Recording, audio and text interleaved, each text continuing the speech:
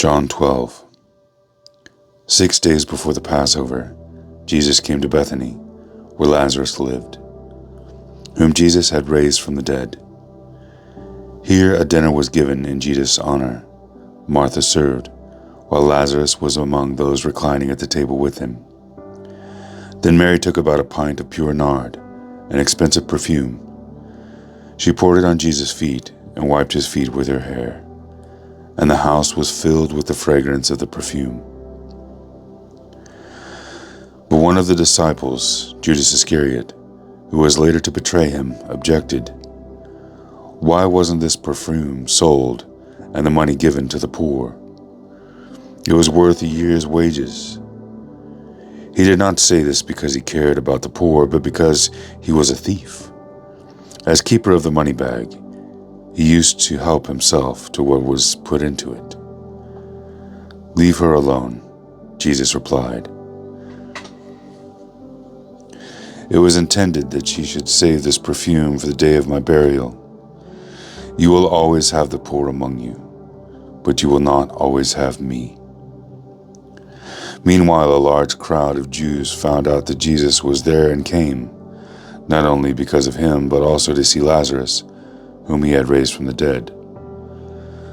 So the chief priests made plans to kill Lazarus as well, for on account of him, many of the Jews were going over to Jesus and believing in him.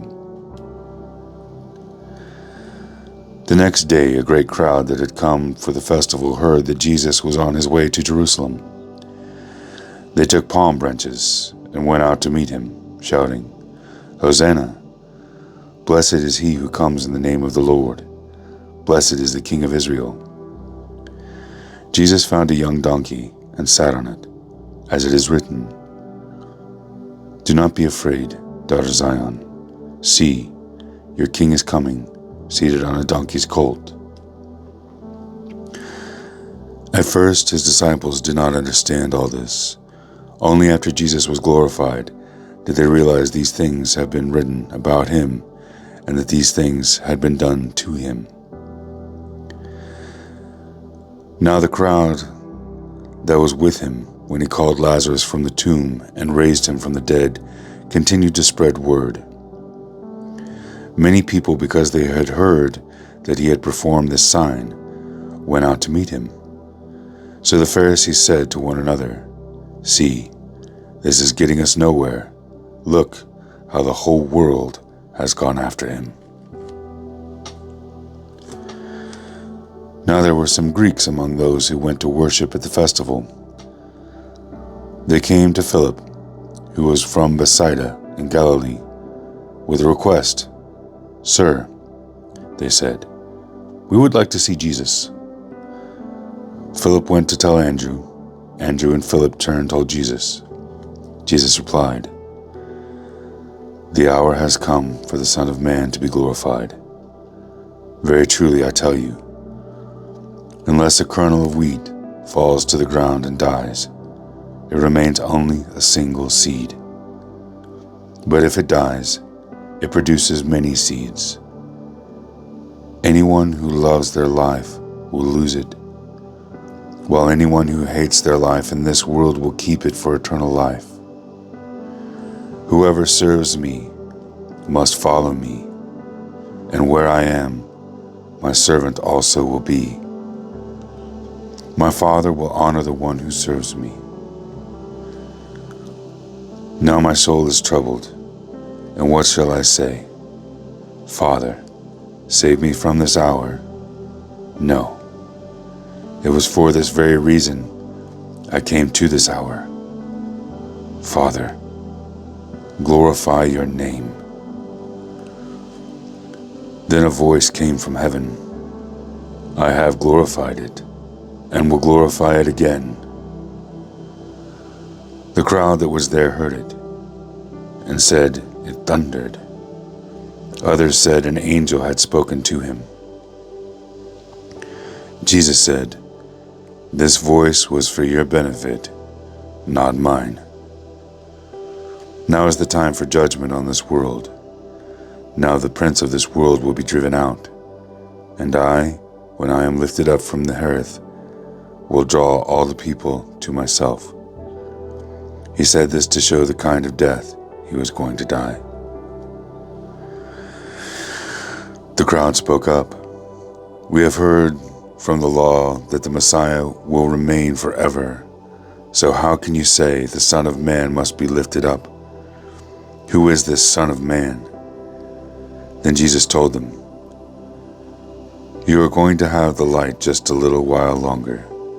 Walk while you have the light, before darkness overtakes you. Whoever walks in darkness does not know where they are going. Believe in the light while you have the light, so that you may become children of light." When he had finished speaking, Jesus left and hid himself from them. Even after Jesus had performed so many signs in their presence, they still would not believe in him.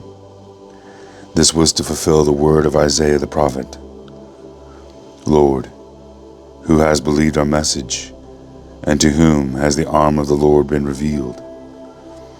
For this reason they could not believe, because as Isaiah says elsewhere, "He has blinded their eyes and hardened their hearts, so that they can neither see with their eyes, nor understand with their hearts, nor turn, and I would heal them." Isaiah said this because he saw Jesus' glory and spoke about him. Yet at the same time, many even among the leaders believed in him. But because of the Pharisees, they would not openly acknowledge their faith for fear they would be put out of the synagogue. For they loved human praise more than the praise from God. Then Jesus cried out, "Whoever believes in me does not believe in me only, but in the one who sent me. The one who looks at me is seeing the one who sent me.